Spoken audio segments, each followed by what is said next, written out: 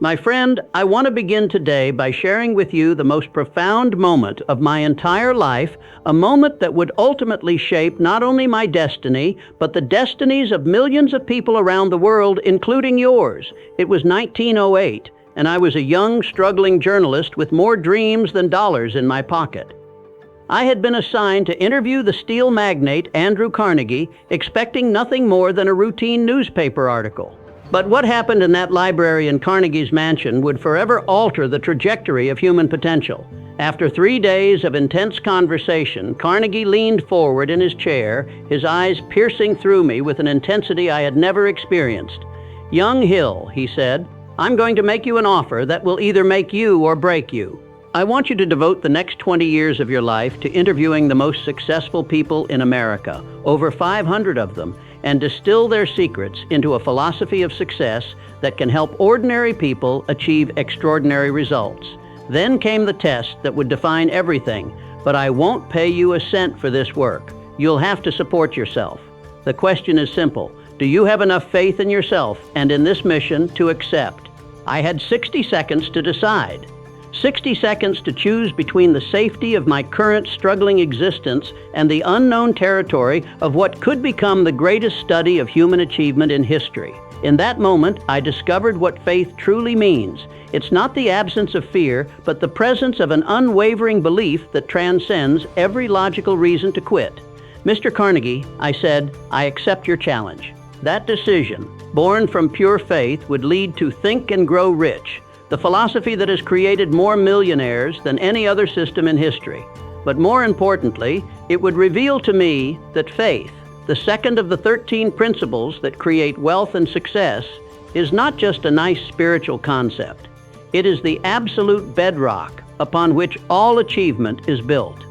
Today, I'm going to share with you everything I learned about faith from those 500+ interviews with America's most successful people. You're going to discover why faith is not hope, not wishful thinking, not blind optimism, but a scientific, practical, and absolutely essential mental state that you can develop and strengthen like a muscle. By the end of our time together, you'll understand exactly how Henry Ford used faith to revolutionize transportation when everyone told him it was impossible. You'll learn how Thomas Edison's faith carried him through 10,000 failed experiments to give us the electric light bulb. You'll discover how my dear friend, the great Harvey Firestone, built a tire empire on nothing but faith in his vision when he didn't have enough money to buy lunch. But most importantly, you'll walk away with a precise, step-by-step methodology for cultivating the kind of unshakable faith that transforms dreams into reality, obstacles into opportunities, and ordinary people into extraordinary achievers. This is not theory, my friend. This is the distilled wisdom of the greatest success minds in history, tested and proven across decades of real-world application. Are you ready to discover the power of faith? Before we dive into the principles themselves, I must address something that troubles me deeply as I observe the world today. We are living in what I call the age of skepticism, a time when faith has been dismissed as naive, when belief in oneself has been replaced by dependency on others, and when the magnificent power of the human mind has been underestimated and underutilized. During my extensive interviews with successful individuals, I discovered a startling truth. Every single person who achieved great success possessed an almost supernatural level of faith in themselves and their definite purpose. Not one exception, not even close. Yet today, I see millions of people who have allowed their faith to be eroded by criticism, by past failures, by the opinions of well-meaning but limited individuals who have never achieved anything significant themselves. They've traded their birthright of unlimited potential for the false security of mediocrity. This is not just a personal tragedy, it's a human tragedy. Because when you understand what I'm about to share with you, you'll realize that faith is not something you either have or don't have. It's something you can develop, strengthen, and direct with mathematical precision toward any goal you choose. The steel magnate, Charles M. Schwab, once told me, "Hill, the difference between the men who work for me and the men who work with me as partners is simple. The partners have faith in themselves and their ability to create value. The employees have faith only in their paychecks. This distinction is crucial. Faith in external circumstances, in the economy, in your employer, in the government, is hope. Faith in your own abilities, in your definite purpose, in your power to shape your destiny. This is the faith that moves mountains. Principle 1. Understanding the true nature of faith. Let me begin by destroying a common misconception that has probably limited your success more than you realize. Faith is not belief without evidence. Faith is belief despite evidence to the contrary. When I sat in that boardroom with Henry Ford in 1927, he shared with me the story of how he conceived the V8 engine. His engineers told him it was impossible. His accountants told him it was financially reckless. His competitors laughed at the very idea. The evidence was overwhelmingly against him, but Ford had what I call applied faith. Faith backed by definite purpose and unwavering determination. He told me, "Hill, I didn't need evidence that it could be done. I had evidence that it needed to be done, and that was enough."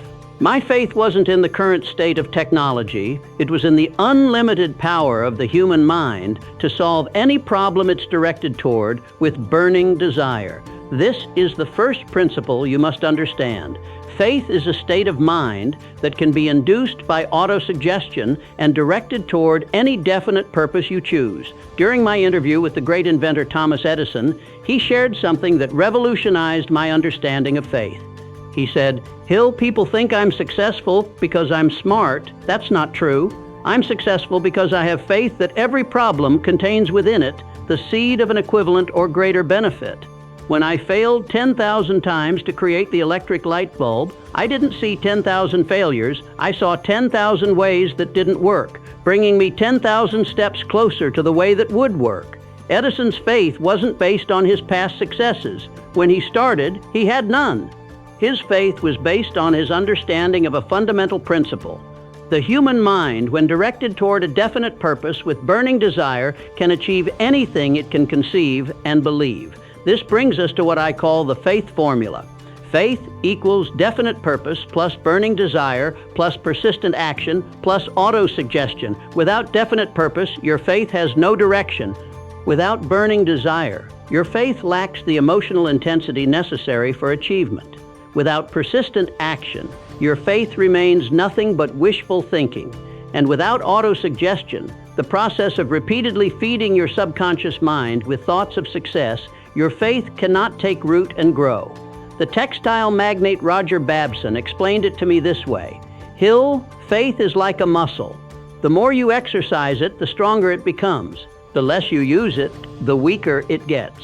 Most people allow their faith muscle to atrophy through disuse, then wonder why they can't lift the weight of their dreams. Action step for Principle 1. Tonight, before you sleep, write down your definite major purpose. Read it aloud with emotion and conviction. See yourself already in possession of the object of your desire. Feel the emotions you would experience if your goal were already achieved. This is not positive thinking. This is faith building. Do this every night for 30 days and watch what happens to your belief level. Principle 2. The science of autosuggestion in building faith. Now that you understand what faith truly is, let me share with you the precise mechanism by which faith is developed. This comes from one of the most important discoveries I made during my 20 years of research.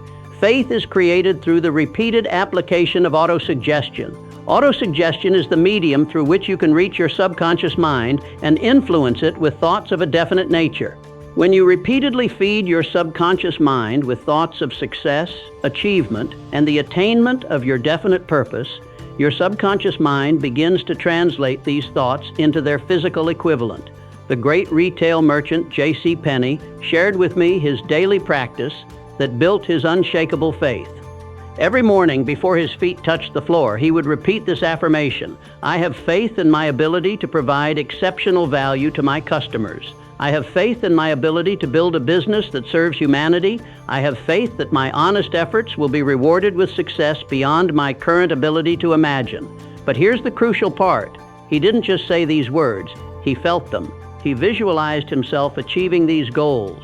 He saw his stores serving customers across the nation. He experienced the emotions of success before success became his reality. During my extensive interview with the Steel King Charles M. Schwab, he revealed what he called his faith-building ritual.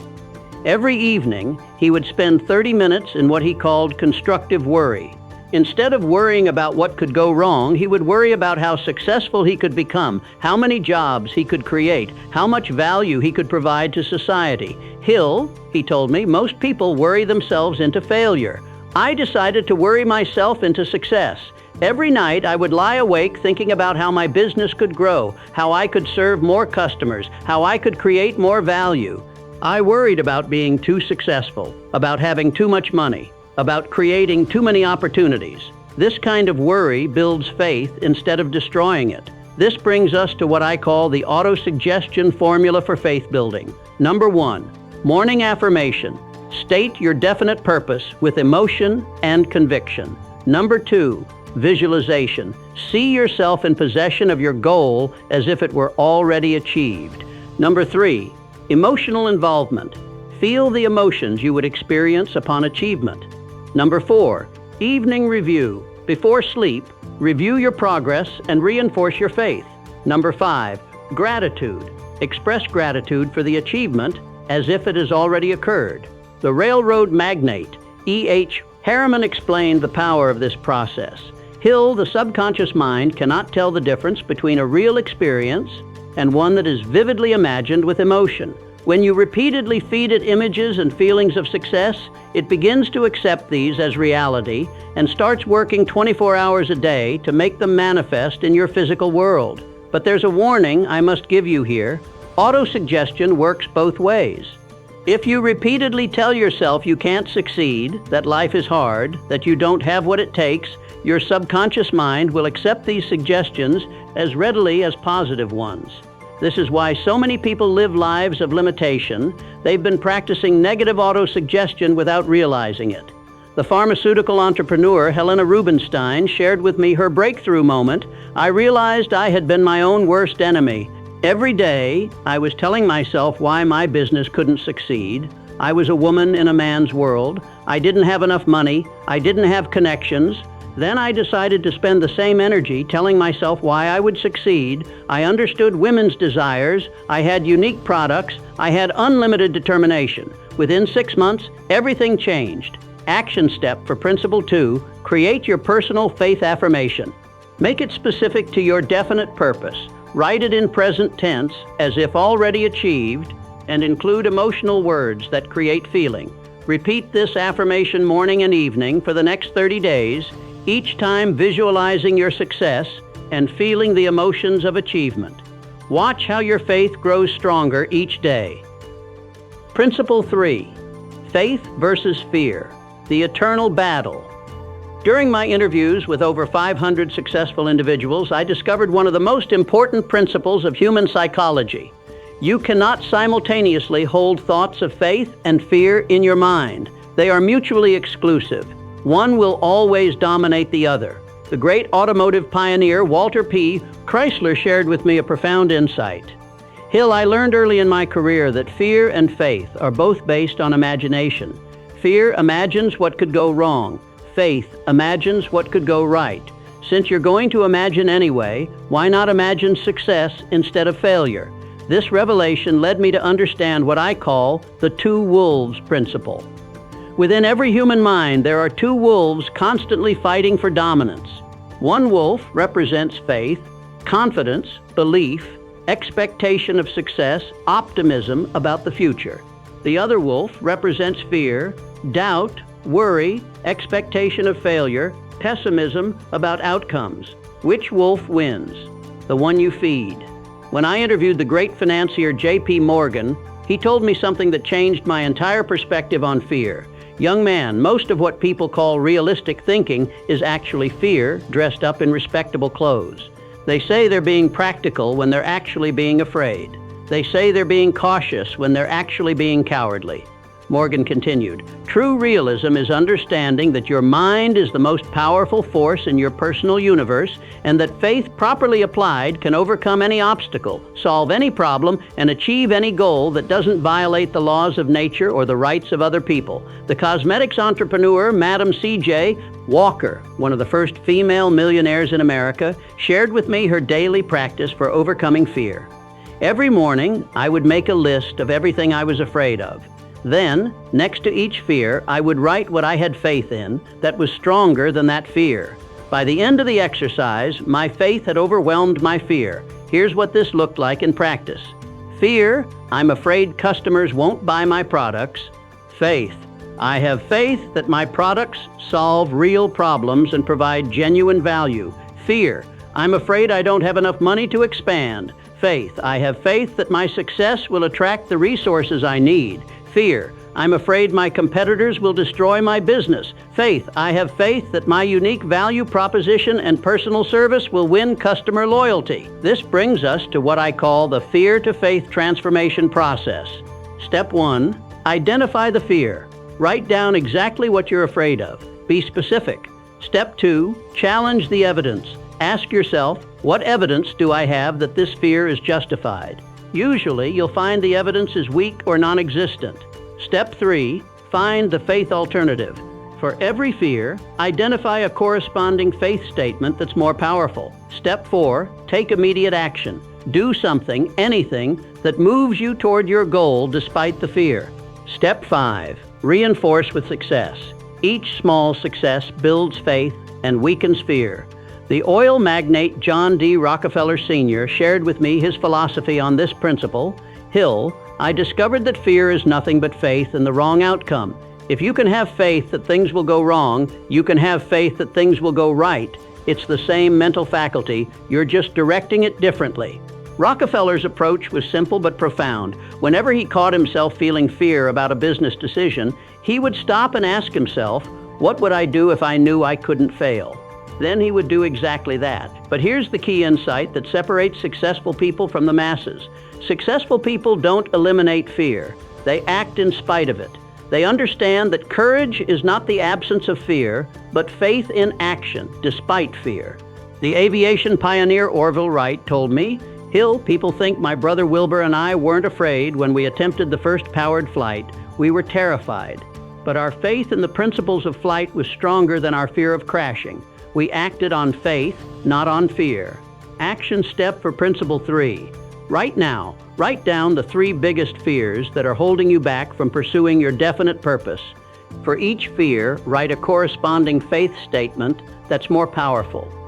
Then, within the next 24 hours, take one specific action toward your goal despite each fear. This is how you build the faith muscle while weakening the fear muscle. Principle 4. The faith that moves mountains. Applied faith in action. Now we come to what I consider the most practical aspect of faith, what I call applied faith. This is faith in action. Faith that doesn't just believe, but behaves. Faith that doesn't just hope, but acts. During my interview with Henry Ford, he shared with me the story that perfectly illustrates applied faith. In 1914, Ford announced his revolutionary $5 a day wage for factory workers, more than double the prevailing wage at the time. His board of directors was horrified. His competitors predicted he would bankrupt the company. Financial experts called him insane. But Ford had applied faith. He told me, Hill, I didn't raise wages because I could afford to. I raised wages because I had faith that well-paid workers would be more productive, more loyal, and more likely to buy the cars they were making. I had faith that this investment in people would return far more than it cost. The results? Within 2 years, Ford's productivity increased so dramatically that the higher wages actually reduced his cost per car. His turnover rate plummeted. His workers became customers, and Ford Motor Company became the most profitable automaker in the world. This is applied faith. Faith that takes action before all the evidence is in. Faith that invests before the return is guaranteed. Faith that moves forward when logic says to wait. The department store innovator Marshall Field shared with me his principle of applied faith. Hill, I learned that faith without action is merely wishful thinking, but action without faith is merely busy work. Applied faith is the combination of absolute belief with intelligent action. Field's applied faith showed up in how he revolutionized retail. When everyone else displayed merchandise behind counters and required customers to ask to see items, Field had faith that customers would appreciate seeing and touching products freely. He created the first open displays despite warnings that theft would bankrupt him. His faith was rewarded. Not only did theft remain minimal, but sales increased dramatically because customers could interact with products before buying. This innovation became the foundation of modern retail. Here's the formula for applied faith that I derived from studying hundreds of successful individuals. Applied faith equals definite purpose, plus detailed plans, plus immediate action, plus persistent effort, plus flexible methods. Let me break this down. Definite purpose. Your faith must be directed toward a specific, clearly defined goal. Vague faith produces vague results. Detailed plans. Applied faith requires practical planning. As the saying goes, faith without works is dead. Immediate action. Applied faith takes the first step before all conditions are perfect. It understands that you don't have to see the whole staircase to take the first step. Persistent effort. Applied faith persists through obstacles, setbacks, and temporary defeats. It understands that these are not failures, but feedback, flexible methods. Applied faith is committed to the goal, but flexible in the methods. When one approach doesn't work, it tries another. The steel magnate Andrew Carnegie, who started my entire journey, exemplified applied faith throughout his career. He told me, "Hill, when I decided to build the first steel mill in America, I didn't have the money, I didn't have the technology, and I didn't have the expertise. But I had faith that these could all be acquired or developed. So I started with what I had, a burning desire and absolute certainty that success was inevitable." Carnegie's applied faith led him to partner with experts who had the technical knowledge he lacked, secure financing through innovative agreements, implement new technologies before competitors understood their value, build relationships with suppliers and customers based on mutual benefit. The result? Carnegie Steel became the foundation of U.S. Steel, and Carnegie became one of the wealthiest men in human history. But applied faith isn't just for building business empires. The educator Booker T. Washington showed me how applied faith could transform education and race relations. Despite facing enormous obstacles and limited resources, Washington had faith that education could elevate his people and bridge racial divides. His applied faith led him to start Tuskegee Institute with virtually no funding, develop innovative educational programs that combined academics with practical skills, build relationships with both black and white leaders, demonstrate through results rather than just arguments that his vision was correct. Washington told me, "Hill, I learned that applied faith is the bridge between where you are and where you want to be, but you have to be willing to step onto that bridge before you can see where it leads." Action step for Principle 4. Identify one specific action you could take within the next week that would demonstrate applied faith in your definite purpose. This should be an action that feels slightly scary, that requires you to move forward without all the guarantees you'd prefer to have. Then take that action. This is how applied faith is developed through practice, not theory. Principle 5. The power of Mastermind in building collective faith. One of the most powerful discoveries I made during my research was the principle of the mastermind, the coordination of knowledge and effort between two or more people for the attainment of a definite purpose.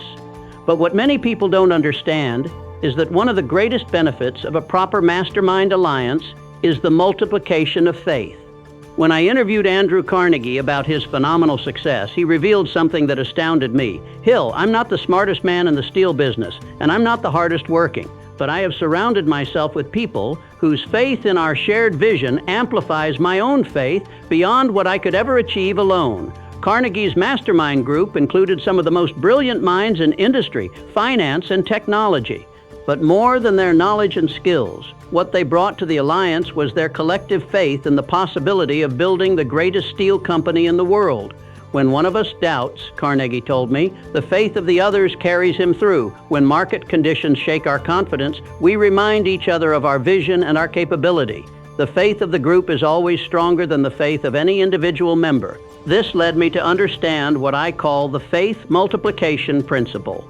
When two or more people unite their faith behind a common definite purpose, their combined faith becomes greater than the sum of its parts. The great inventor Thomas Edison demonstrated this principle brilliantly. His muckers, his informal mastermind group of brilliant inventors and tinkerers, didn't just combine their technical skills.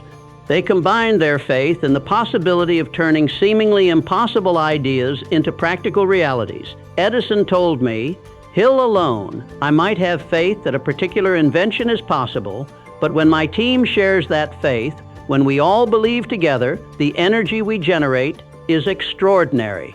Obstacles that would stop one person become puzzles that excite the entire group." During my interview with Henry Ford, he shared how his mastermind alliance with Harvey Firestone, Thomas Edison, and naturalist John Burroughs created what he called a faith dynamo.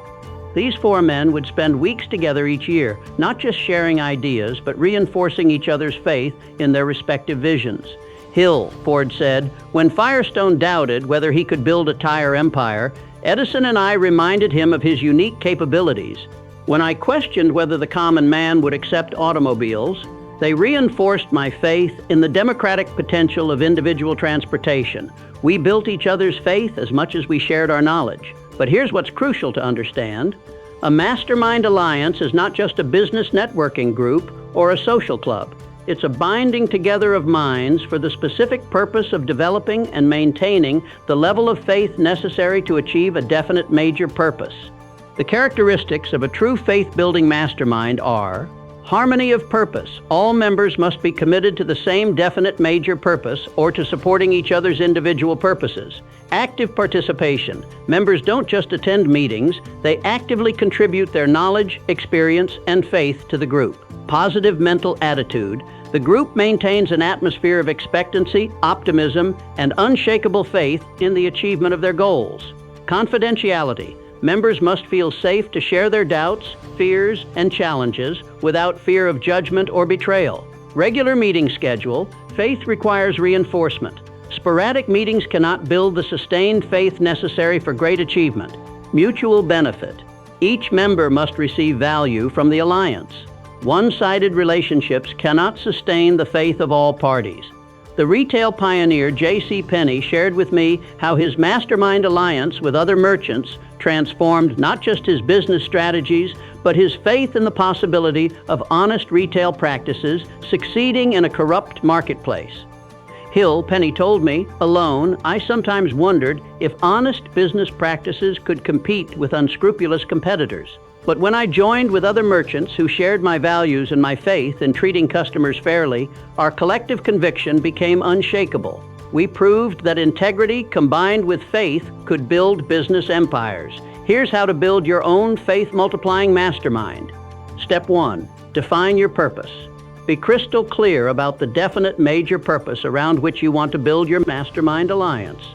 Step 2. Select your members. Choose people who share your values, demonstrate positive mental attitude, and have knowledge or skills that complement your own. Step 3. Establish meeting rhythm. Commit to regular meetings, whether weekly, bi-weekly, or monthly. Consistency is crucial. Step 4. Create the faith ritual. Begin each meeting by reaffirming your collective faith in your purpose and your ability to achieve it. Step 5. Share and support. Each member shares current challenges and receives the faith and support of the group. Step 6. Plan and act. Transform faith into practical action plans with specific deadlines and accountability. The pharmaceutical entrepreneur Helena Rubinstein told me, "Hill, my women's business mastermind, didn't just help me build my company, it helped me maintain my faith that women could succeed in business when the entire world told us we couldn't." The faith of the group carried me through times when my individual faith faltered. Action step for Principle 5. Within the next 2 weeks, identify 3 people who could form the nucleus of your faith-building mastermind. These should be people who share your commitment to growth, who demonstrate positive mental attitude, and who would benefit from mutual support. Reach out to them with a specific proposal for regular meetings focused on building collective faith and achieving definite purposes. Principle 6. Faith in the face of temporary defeat. Perhaps the most crucial test of faith comes not during smooth sailing, but during the inevitable storms that every person faces on the journey to success. During my extensive research, I discovered that the difference between those who achieve great success and those who settle for mediocrity lies not in the absence of obstacles, but in their faith-based response to temporary defeat. The great automotive pioneer Walter P. Chrysler shared with me one of the most powerful stories of faith under pressure that I encountered in all my interviews. In 1920, Chrysler was brought in to save the failing Willys Overland Company. The company was bankrupt. The workforce was demoralized, and creditors were demanding immediate payment. Hill, Chrysler told me, logic dictated that the company was finished. Every financial expert advised liquidation. Every reasonable analysis showed that revival was impossible. But I had learned something about faith that most people never understand. Faith is not believing despite the evidence. It's creating new evidence through unwavering belief and persistent action. Chrysler's faith wasn't based on the current financial statements. His faith was based on his vision of what the company could become and his unshakable belief in the principles of sound automobile manufacturing. Despite overwhelming evidence to the contrary, he committed his personal reputation and resources to the turnaround effort. The result? Within 3 years, Chrysler had not only saved the company, but transformed it into one of the most profitable automakers in America. His faith had literally created new evidence of what was possible. But here's what's crucial to understand. Chrysler's faith wasn't blind optimism. It was what I call intelligent faith. Faith based on sound principles, definite plans, and unwavering commitment to persistent action until success was achieved. This brings us to what I discovered is the most important principle for maintaining faith during difficult times. Every temporary defeat carries within it the seed of an equivalent or greater benefit. Thomas Edison exemplified this principle throughout his career. When his laboratory burned down in 1914, destroying millions of dollars worth of equipment and research, most people expected him to be devastated. Instead, Edison told his son, "Go get your mother and all her friends. They'll never see a fire like this again." When I interviewed Edison about this incident, he explained his faith-based perspective. "Hill, that fire cleared away a lot of old experiments that weren't working anyway. It gave me a clean slate to work with. Within 3 weeks, we were producing more than we had before the fire because we rebuilt with better methods and more efficient equipment." Edison's faith allowed him to see opportunity where others saw only disaster. This is the hallmark of what I call invincible faith, faith that actually grows stronger in the face of temporary defeat. The steel magnate Charles M. Schwab shared with me his formula for maintaining faith during difficult periods. "Hill, when things go wrong, and they will go wrong, I ask myself 3 questions. What can I learn from this? How can this make me stronger? What opportunity is hidden in this challenge?" This practice transforms every setback into a setup for greater success. Here are the principles I discovered for maintaining faith during temporary defeat. Principle 1, reframe the experience. Instead of seeing failure, see feedback. Instead of seeing setbacks, see setups. Instead of seeing problems, see puzzles to be solved. Principle 2, focus on learning. Every temporary defeat teaches valuable lessons that success cannot teach. Extract these lessons and apply them to your next attempt. Principle 3, strengthen your purpose. Use the challenge to clarify and intensify your definite major purpose. Often, temporary defeat reveals that your purpose wasn't specific enough or your desire wasn't burning hot enough. Principle 4, adjust your methods. Faith in your purpose should be unwavering, but faith in your methods should be flexible. Be willing to try new approaches while maintaining absolute faith in your ultimate success. Principle 5, seek the hidden opportunity. Within every temporary defeat lies an opportunity for growth, learning, or redirection that wouldn't have been available otherwise. The retail innovator John Wanamaker demonstrated these principles when his first store failed within 6 months of opening. Instead of abandoning his retail dreams, Wanamaker used the experience to strengthen his faith and refine his approach. Hill, he told me, that failure taught me more about retail than 10 years of success could have taught me. I learned what customers really wanted, what operational systems were essential, and what financial planning was required. My faith in the retail concept never wavered, but my methods became much more sophisticated. Wanamaker's second store, built on the lessons learned from his first failure, became the foundation of one of America's greatest retail empires. But perhaps the most powerful example of faith in the face of temporary defeat came from the great educator Mary McLeod Bethune. Born to former slaves, Bethune faced obstacles that would have crushed most people's faith. Poverty, racism, limited educational opportunities. All these could have justified giving up on her dream of providing education to African American children. Instead, Bethune told me, "Hill, every obstacle became proof that my mission was needed. Every door that closed directed me to find a window. Every no I received intensified my faith that there was a yes waiting for me." I learned that faith isn't believing that you won't face challenges. It's believing that you can overcome any challenge in service of a worthy purpose. Bethune's faith led her to found Bethune-Cookman College with just $1.50 in her pocket.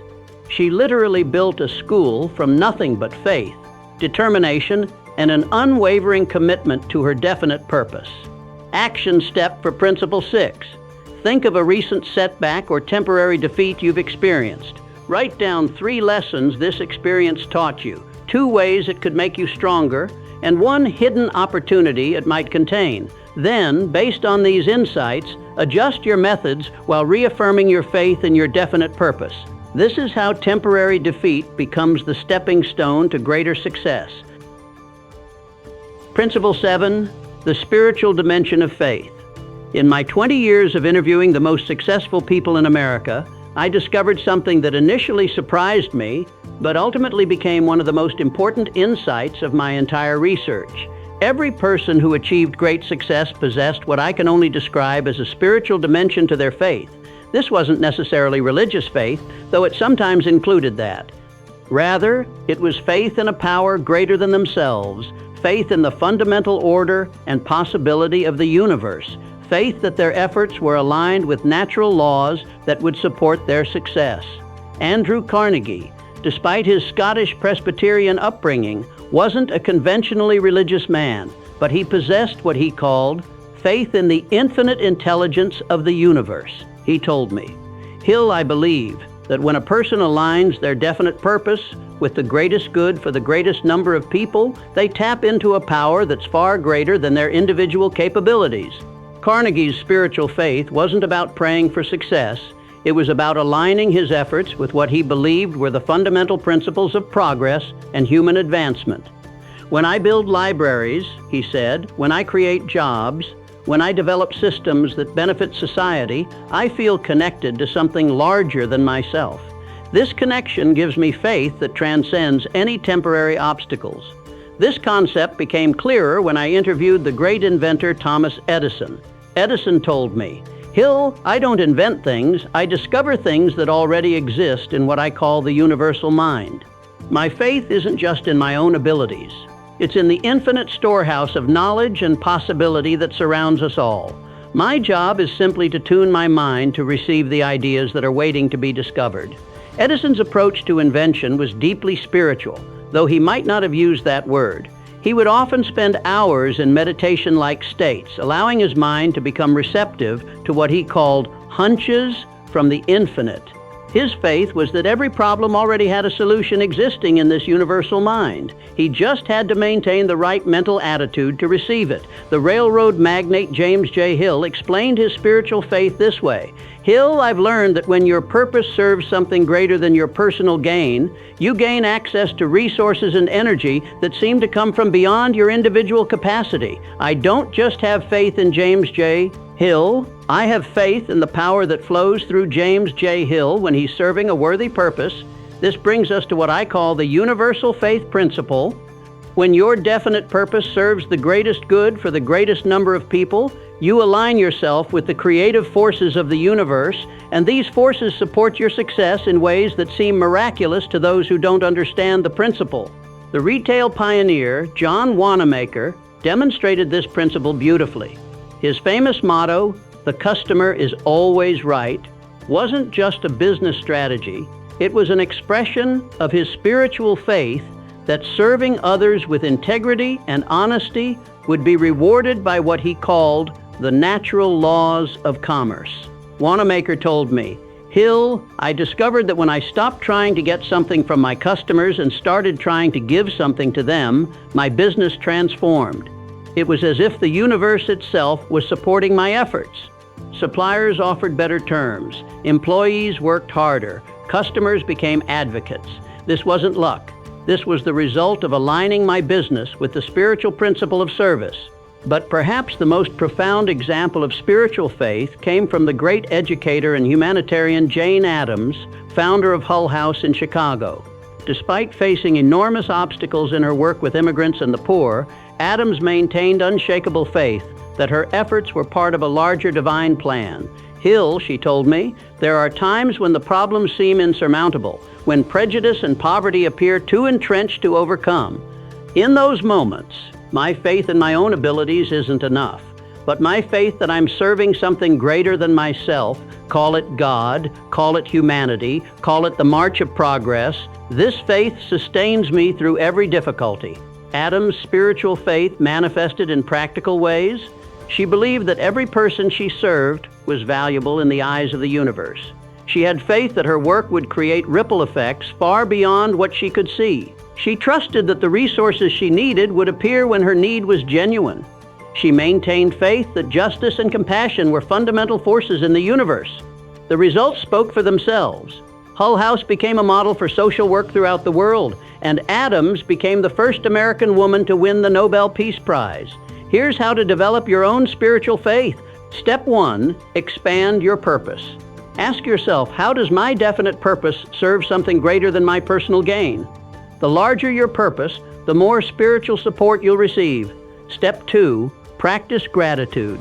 Daily recognition of the blessings and opportunities in your life connects you to the abundance of the universe and strengthens your faith that more good is possible. Step 3, seek guidance. Whether through prayer, meditation, or quiet reflection, regularly open your mind to receive guidance from the universal intelligence. Step 4, trust the process. Have faith that when you're serving others and pursuing worthy goals, the universe will provide the resources, opportunities, and connections you need. Step 5, look for synchronicities. Pay attention to coincidences and unexpected opportunities. These are often signs that you're aligned with universal forces. The oil magnate John D. Rockefeller Sr. summed up spiritual faith perfectly. "Hill, I learned that God's gold is in God's ground, but you have to dig for it. My faith isn't that success will be handed to me. It's that when I work in harmony with universal principles of honesty, service, and persistence, the universe will support my efforts in remarkable ways." Action step for Principle 7. Expand your definite purpose to include how your success will benefit others. Write a statement that connects your personal goals to a larger mission of service. Then, for the next week, begin each day by affirming your faith in the universal intelligence that supports all worthy endeavors. Notice how this expanded perspective affects your energy, your opportunities, and your results. Principle 8. Transforming doubt into unshakable conviction. During my extensive interviews with successful individuals, I encountered a startling truth. Every single person who achieved great success had to overcome periods of profound doubt about their abilities, their goals, and their chances of success. The difference between those who succeeded and those who failed wasn't the absence of doubt. It was their method for transforming doubt into unshakable conviction. The great steel magnate Charles M. Schwab shared with me what he called his doubt to conviction transformation process. In 1901, when he was negotiating the sale of Carnegie Steel to J.P. Morgan to create U.S. Steel, Schwab faced a moment of paralyzing doubt. "Hill," he told me, "I was about to become part of the largest business transaction in history. The responsibility was overwhelming. For 3 days, I couldn't sleep. I kept thinking, who am I to be involved in something this massive? What if I fail? What if I'm not capable of managing an enterprise this large?" But then Schwab applied what became his signature approach to doubt. He treated doubt as information rather than truth. I realized, Schwab continued, that my doubt was actually pointing me toward areas where I needed to strengthen my preparation. Instead of letting doubt paralyze me, I used it as a diagnostic tool. My doubt about my management capabilities led me to study the most successful managers in history. My doubt about the financial aspects led me to partner with the best financial minds available. This insight led me to understand what I call the doubt transformation principle. Doubt is not the enemy of faith. Doubt is the raw material from which unshakable faith is forged. The great inventor Thomas Edison exemplified this principle throughout his career. When I asked him about the 10,000 failed experiments before he successfully created the electric light bulb, he shared something profound. Hill, each failure didn't create doubt about whether the light bulb was possible. It created doubt about my current approach. This doubt forced me to think more creatively, to try new materials, to experiment with different designs. Doubt became my greatest teacher. Edison's method for transforming doubt was systematic. Step 1. Welcome the doubt. Instead of fighting doubt, he welcomed it as valuable feedback about his current methods. Step 2. Analyze the source. He examined whether the doubt was based on factual evidence or emotional fear. Step 3. Extract the lesson. He asked, what is this doubt trying to teach me? What do I need to learn or improve? Step 4. Take corrective action. He used the insight from his doubt to modify his approach or strengthen his preparation. Step 5. Reinforce faith. Each corrective action strengthened his faith in his ultimate success, even if the current method wasn't working. The railroad pioneer James J. Hill shared with me his philosophy on doubt. Hill, doubt is like pain in the physical body. It's an indicator that something needs attention. When I doubt my ability to complete a railroad project, that doubt forces me to examine my planning, my resources, my timeline. The doubt doesn't mean the project is impossible. It means I need to approach it more intelligently. But perhaps the most powerful example of doubt transformation came from the great educator Booker T. Washington. When Washington was tasked with building Tuskegee Institute, he faced doubts that would have overwhelmed most people. Doubt about his ability to educate students with limited resources. Doubt about society's willingness to accept educated African Americans. Doubt about his own qualifications to lead such an important institution. Washington told me, Hill, I learned that doubt is often faith in disguise. My doubt about my qualifications forced me to become more qualified. My doubt about society's acceptance forced me to develop better methods of demonstration.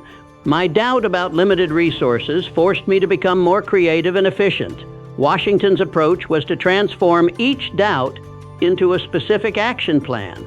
Doubt about acceptance, Rowe focus on undeniable results and service. Doubt about resources, Durrelt, development of innovative funding methods. The result? Tuskegee became one of the most successful educational institutions in America, and Washington became one of the most respected educators in the world. Here's the systematic process I developed for transforming doubt into conviction. The 5-step doubt transformation process. Step 1. Acknowledge without judgment. When doubt arises, acknowledge it without condemning yourself for feeling it. Doubt is a normal part of any worthwhile endeavor. Step 2. Separate fact from fear.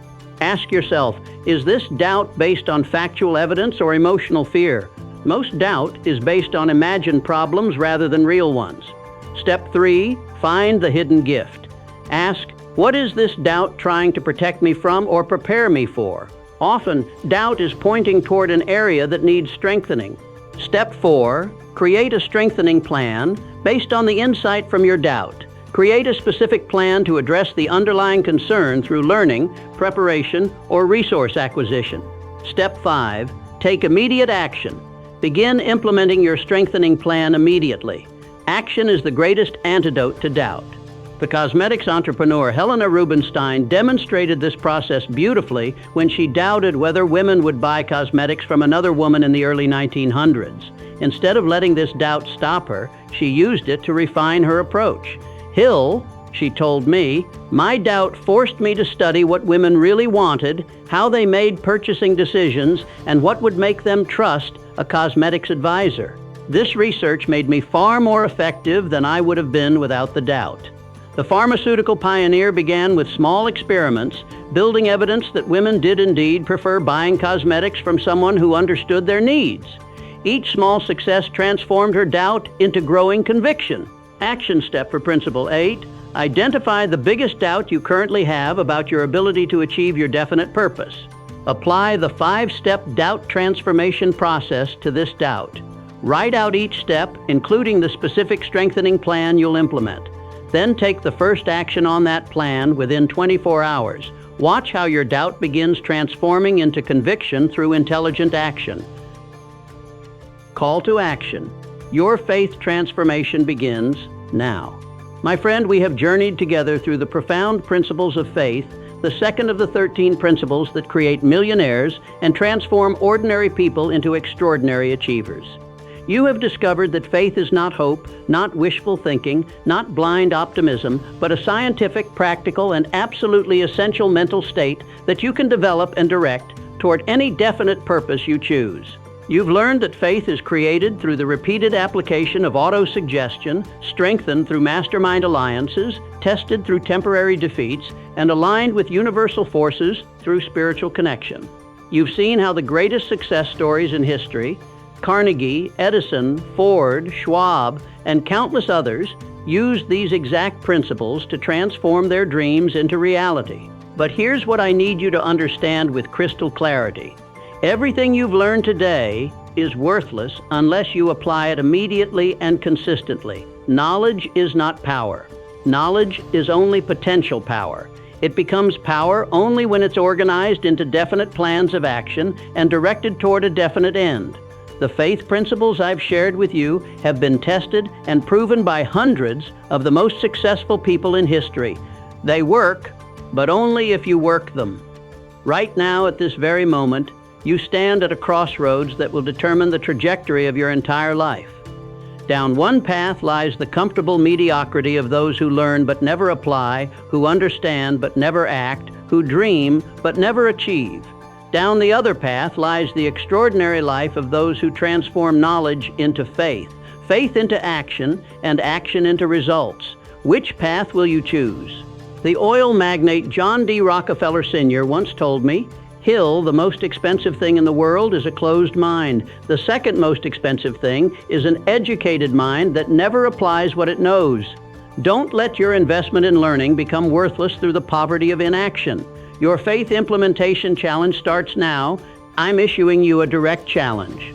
A challenge that will separate you from the masses who consume information but never transform their lives. This is your opportunity to prove to yourself that you have what it takes to join the ranks of the truly successful.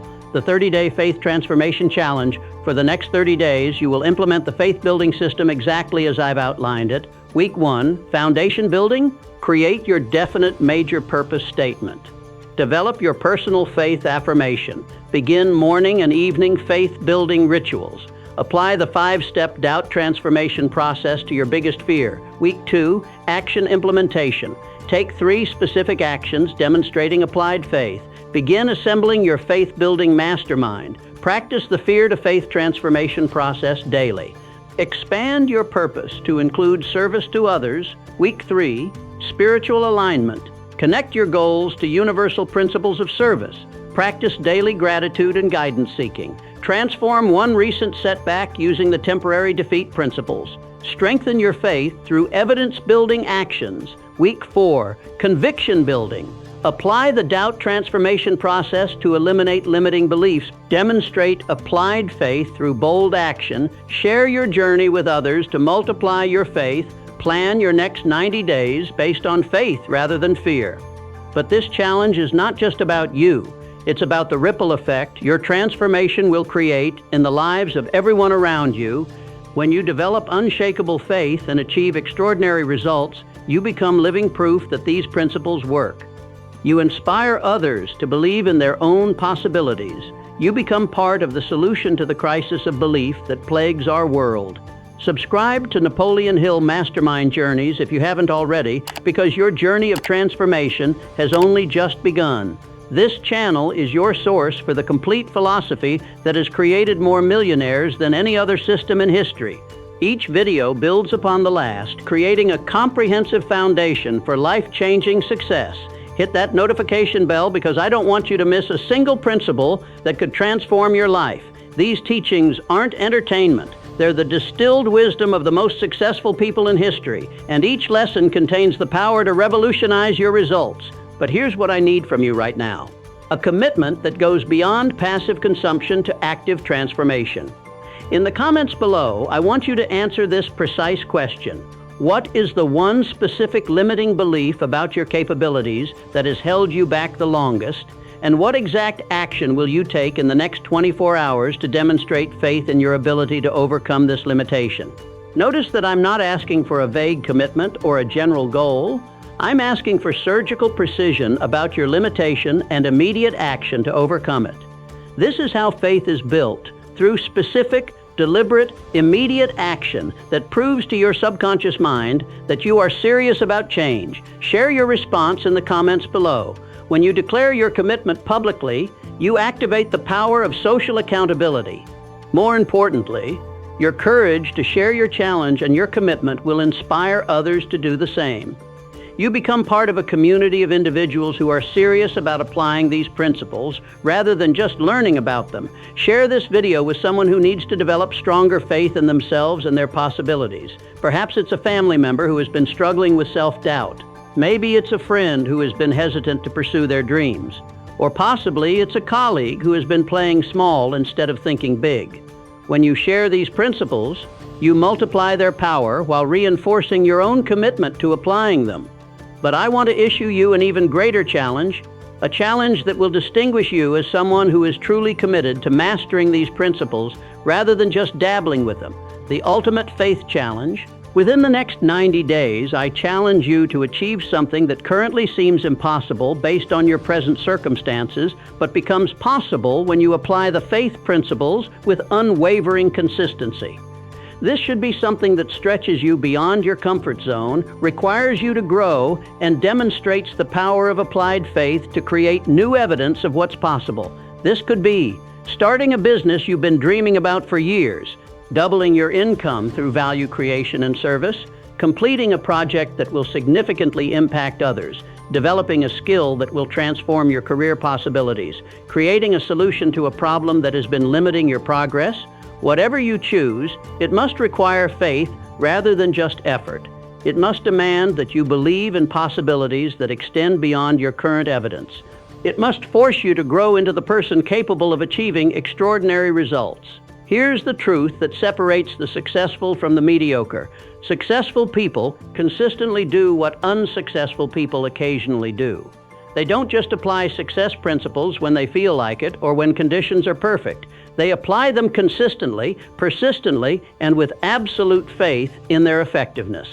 The great Andrew Carnegie, who started my entire journey, once told me, "Hill, the person who applies one principle consistently will achieve more than the person who knows 100 principles but applies none of them." This is your moment to become the person who applies rather than just knows. As we conclude this mastermind journey, I want to leave you with a choice that will echo through every day of your remaining life.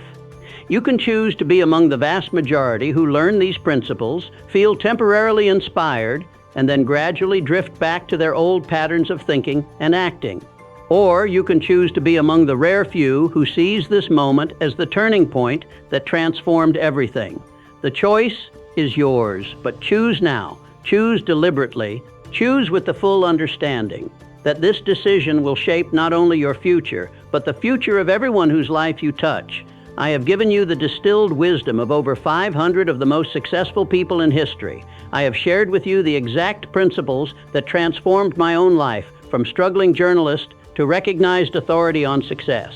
I have provided you with specific, actionable methods for developing the kind of faith that moves mountains and transforms dreams into reality. The knowledge is now yours. The methodology is now yours. The only question remaining is, what will you do with it? Remember the words that changed my life forever, spoken by Andrew Carnegie in 1908.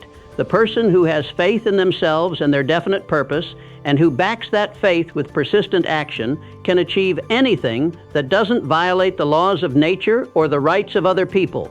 You have been given the blueprint. You have been shown the path. You have been equipped with the tools.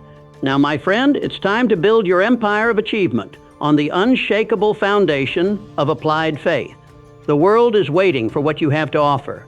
Your dreams are waiting for you to believe in them strongly enough to make them reality. Your destiny is waiting for you to develop the faith necessary to claim it. Your time is now. Your moment is here. Your faith transformation begins with your very next thought, your very next decision, your very next action. What will it be? Whatever the mind can conceive and believe, the mind can achieve, but only when that belief is backed by definite purpose, burning desire, and persistent action.